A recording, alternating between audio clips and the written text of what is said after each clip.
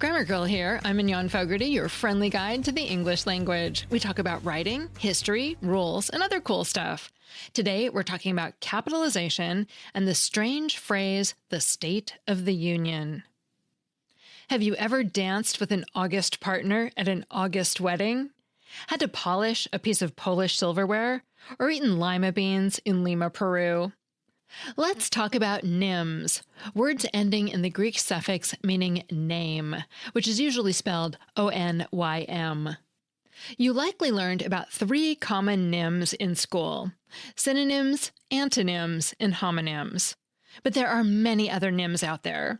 In past episodes, we've covered homonyms and their cousins homographs and homophones, acronyms, not to be confused with abbreviations and initialisms, eponyms, contronyms, retronyms, and demonyms.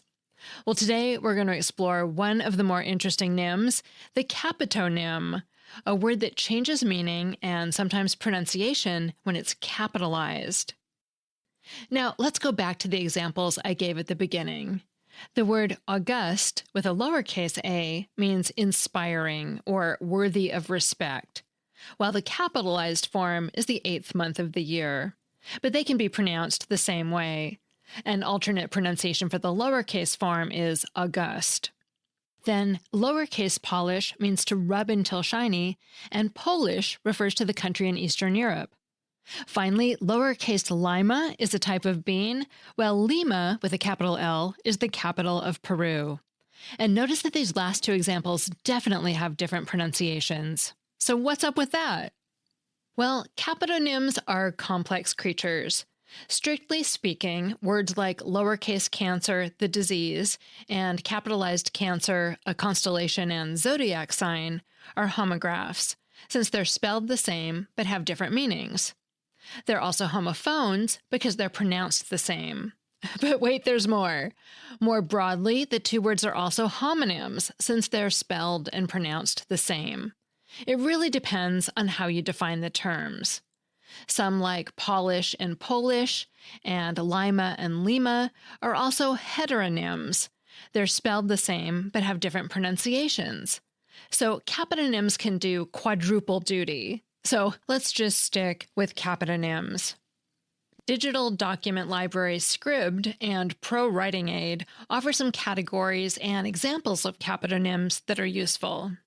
For each category, we'll give you some sentences with capitonyms that are homonyms and homophones, meaning they're pronounced or written the same, or both. In all the following examples, the first instance of the word is lowercase and the second is capitalized. First, many place names are capitonyms that are pronounced the same. My teacher said that turkeys are not indigenous to Turkey. Rising like a phoenix over the valley, the phoenix sun was punishingly hot. Many months and other capitalized proper nouns in English are capitonyms. Besides August, we have I may go to Europe in May, and the military march is in March. Many capitonyms are eponymous, meaning they are also people's names. For example, the bills are usually paid by my husband Bill. My cat-loving friend is named Cat.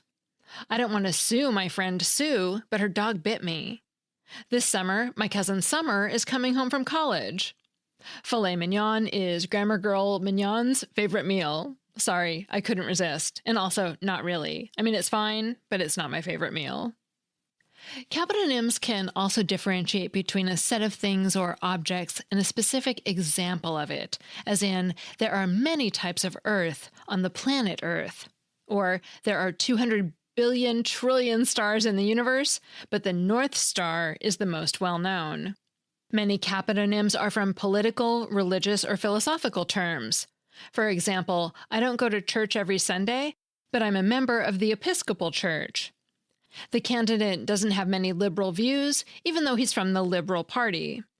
And finally, some capitonyms have plain old secondary meanings, like his dad, who is by trade a mason, one who builds with stone, is also a member of the local Masons, short for the Freemasons, a fraternal organization.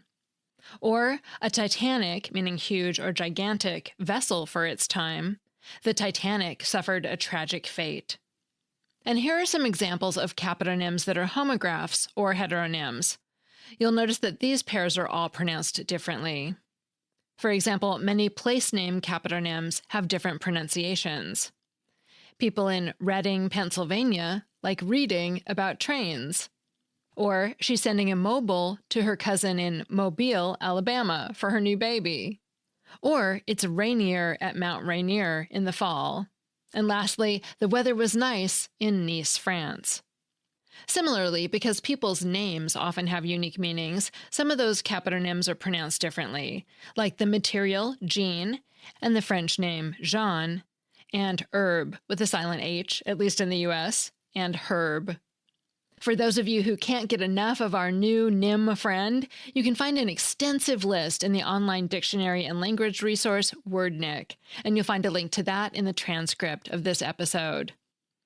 Now, you true language nerds, guilty, might be wondering if capitonyms exist in other languages. The answer is yes, but among languages that use capital and lowercase letters, their frequency varies greatly. According to the Language Closet, in one extreme, German nouns are always capitalized. For example, the capitalized noun laut means sound, but the lowercase adjective laut means loud.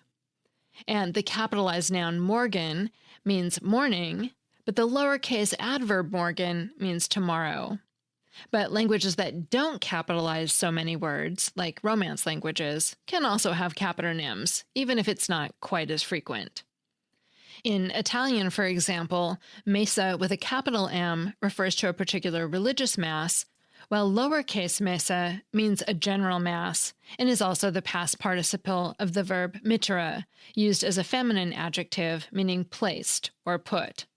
And traveling back to Lima, Peru, lowercase lima means file in Spanish, as in a nail file.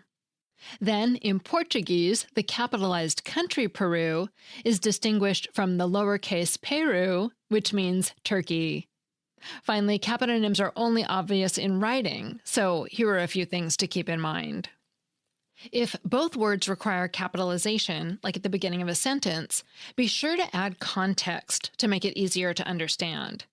And sometimes words are mistaken for capitonyms when they're really just words that require capitalization, or not, depending on how they're used. For example, seasons are lowercase, just like their noun and verb counterparts, like fall from grace or spring into action. But they are capitalized when they're part of a formal name, like the Winter Olympics. Next, specific academic courses are capitalized, like Biology 101, Sociology 201, but we don't capitalize general areas of study, like Biology major or Sociology class. And finally, professions or titles are lowercase when used in the general sense, like family doctor or the group's president, but capitalized when referring to specific people with their name, like Dr. Squiggly or President Aardvark. So now you're armed with another Nim to go with acronym, retronym, and more. What are some of the other capitonyms you've seen? Let me know on Blue Sky or in the YouTube comments. That segment was written by Susan Herman, a retired multidisciplined language analyst, analytic editor, and instructor for the federal government.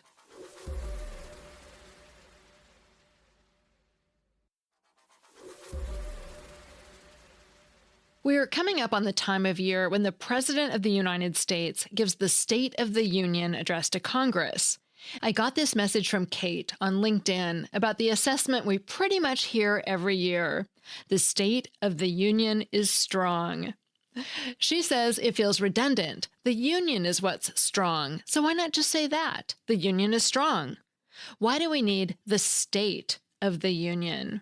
Even though she realizes it's never going to change, she wants to know why we say it this weird way. Well, thanks for the question, Kate. Until I started researching this, I didn't realize that it's only called the State of the Union Address the second, third, or fourth years of the president's term. The first year, since the president has barely been in office, it's called the inaugural address. Presidents didn't always do it that first year, but Ronald Reagan did it in 1981, and presidents have been doing it their first year ever since. And don't blame Kate for getting it wrong. She actually asked this question last year, so it would have been the State of the Union address. Sorry it took me so long to answer. So, this presidential update to Congress is actually mandated by the U.S. Constitution, which says the president, quote, shall from time to time give to the Congress information of the State of the Union, unquote. It doesn't have to be a speech. For many years, presidents submitted written reports.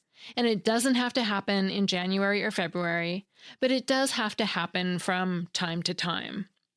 Franklin D. Roosevelt was the first president to actually use the phrase State of the Union in one of his speeches in 1934, and Gerald Ford was the first to use the phrase the State of the Union is in 1975. But then he actually said, not good. I'm imagining that he got to the statement by thinking something like, I'm giving the address where I'm supposed to update Congress on the State of the Union. Well, the State of the Union is not good. Then, in 1983, Reagan was the first president to say the State of the Union is strong.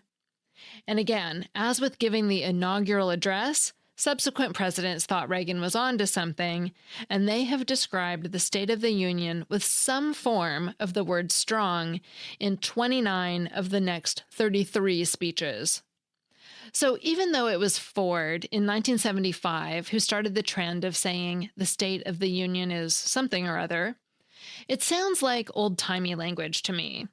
For example, I can imagine reading something in a novel from the 1800s, like the state of his situation was loathsome.